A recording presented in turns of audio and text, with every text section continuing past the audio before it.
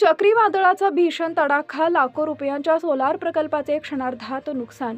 परभणी जिल्ह्यातील सावंगी शिवारात शनिवार दिनांक 13 जून 2026 रोजी सायंकाळी 6:45 वाजता आलेल्या प्रचंड वादळी वाऱ्यासह चक्रीवादळानं मोठी हानी केली आहे. या नैसर्गिक आपत्तीत शेतकरी विष्णू शिवाजीराव पंढरकर यांच्या मालकीच्या गट क्रमांक 205 मधील सोलार प्रकल्पाचं गंभीर नुकसान झालं असून लाखो रुपयांचं आर्थिक नुकसान झाल्याचा प्राथमिक अंदाज व्यक्त करण्यात येतोय.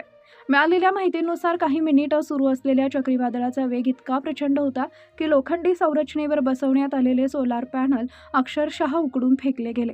अनेक पॅनल तुटून निकामी झाले असून संपूर्ण प्रकल्पाचं मोठ्या प्रमाणात नुकसान झालंय. घटनेनंतर शेतात विखुरलेले पॅनल आणि तुटलेली संरचना पाहून परिसरातील नागरिकांनी हळहळ व्यक्त केली आहे. शेतकरी विष्णू शिवाजी पंढरकर यांनी मोठी आर्थिक गुंतवणूक करून हा सौर ऊर्जा प्रकल्प उभारला होता. मात्र एका क्षणात निसर्गाच्या तडाख्यानं त्यांचे कष्टाचे स्वप्न उद्ध्वस्त झाले.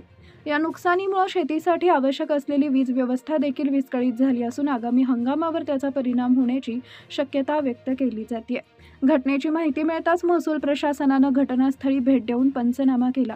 यावेळी गावचे सरपंच सुनील पंढरकर, तलाठी साहेब तसेच मोठ्या संख्येनं ग्रामस्थ उपस्थित होते. त्यांनी नुकसानीची पाहणी करून शासनाकडे योग्य अहवाल सादर करण्याची प्रक्रिया सुरू केली आहे.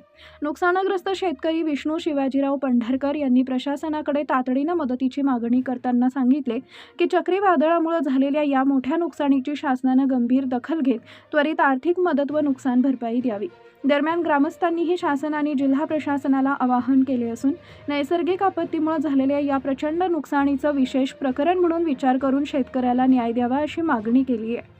DSP न्यूज लाईव्ह मराठवाडा विभाग प्रतिनिधी गंगाधर कदम.